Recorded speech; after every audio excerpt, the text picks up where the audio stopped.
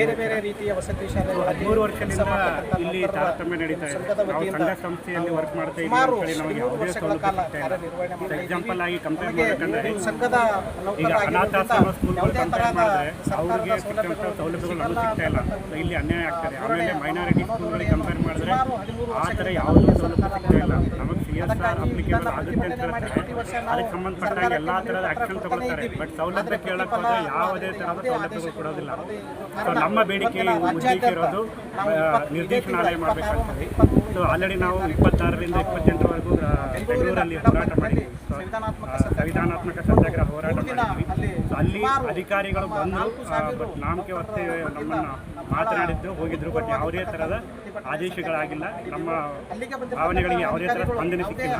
So ಅದೇ ಥರವಾಗಿ ಮುಂದುವರಿದು ಇಂದಿನಿಂದ ನಾವು ಮತ್ತೆ ಮುಂದೆ 4-5 ದಿವಸವರೆಗೂ ಜಿಲ್ಲಾ ಮಟ್ಟದಲ್ಲಿ ಹೋರಾಟ ಮಾಡುವಂಥ ಒಂದು ಸಂವಿಧಾನಾತ್ಮಕವಾಗಿ ಯಾವುದೇ ಥರದ ಅಧಿಕಾರಿಗಳನ್ನು ವಿರುದ್ಧ ಮಾತಾಡೋದಾಗಲಿ, ಸರ್ಕಾರ ವಿರುದ್ಧ ಮಾತಾಡೋದಾಗಲಿ ಅಲ್ಲ.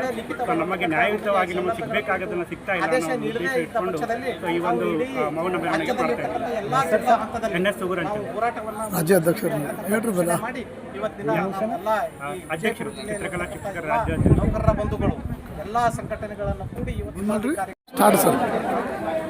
ಕರ್ನಾಟಕ ವಸತಿ ಶಿಕ್ಷಣ ಸಂಸ್ಥೆಗಳ ಸಂಘದ ಅಡಿಯಲ್ಲಿ ಕಾರ್ಯನಿರ್ವಹಿಸತಕ್ಕಂತಹ ಮೊರಾರ್ಜಿ ದೇಸಾಯಿ ವಸತಿ ಶಾಲೆಗಳು, ಇಂದಿರಾ ಗಾಂಧಿ ವಸತಿ ಶಾಲೆಗಳು, ಕಿತ್ತೂರಾಣಿ ಚೆನ್ನಮ್ಮ ವಸತಿ ಶಾಲೆ, ಡಾಕ್ಟರ್ BR ಅಂಬೇಡ್ಕರ್ ವಸತಿ ಶಾಲೆಗಳಲ್ಲಿ ಕಾರ್ಯನಿರ್ವಹಿಸತಕ್ಕಂತಹ ನಾವೆಲ್ಲ ನೌಕರರು ಸುಮಾರು 13 ವರ್ಷಗಳಿಂದ ಕಾರ್ಯನಿರ್ವಹಿಸ್ತಾ ಇದ್ದೇವೆ.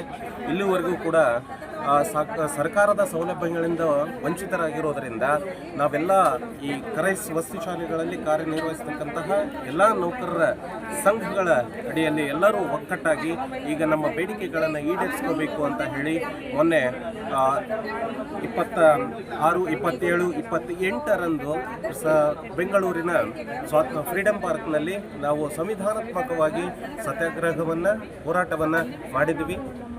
ಅಧಿಕಾರಿಗಳಿಂದ, ಸರ್ಕಾರದಿಂದ ಯಾವುದೇ ರೀತಿಯ ಒಂದು ಪ್ರೋತ್ಸಾಹ ಅದು ಸಿಗದೇ ಇರೋದರಿಂದ ಅಥವಾ ಅವರಿಂದ ಯಾವುದೇ ರೀತಿಯ ಒಂದು ಬೆಂಬಲ ನಮಗೆ ಸಿಗದೇ ಇರೋದರಿಂದ ಮತ್ತೆ ಇಲ್ಲಿ ಜಿಲ್ಲಾ ಮಟ್ಟದಲ್ಲಿ ಎಲ್ಲ ಸಂಘಗಳು ಕೂಡಿಕೊಂಡು ಈ ಬೇಡಿಕೆಗಳನ್ನು ಈಡೇರಿಸಬೇಕು. ನಮಗೆ ಈ ವಸತಿ ಶಿಕ್ಷಣ ಸಂಸ್ಥೆಗಳ ಸಂಘವನ್ನು ನಿರ್ದೇಶನಾಲಯವನ್ನು ಮಾಡಿ ನಮ್ಮನ್ನು ಕೂಡ ಸರ್ಕಾರಿ ನೌಕರರು ಅಂತ ಪರಿಗಣಿಸಿ ಸರ್ಕಾರಿ ನೌಕರರಿಗೆ ಸಿಗುವಂತಹ ಎಲ್ಲ ಸೌಲಭ್ಯಗಳನ್ನು ನಮಗೂ ಒದಗಿಸಿಕೊಡಬೇಕು. ಆಮೇಲೆ ಜ್ಯೋತಿ ಸಂಜೀವಿನಿಯನ್ನು ಅನುಷ್ಠಾನ ಮಾಡಬೇಕು ಮತ್ತು DCRGಯನ್ನು ಒದಗಿಸಿಕೊಡಬೇಕು.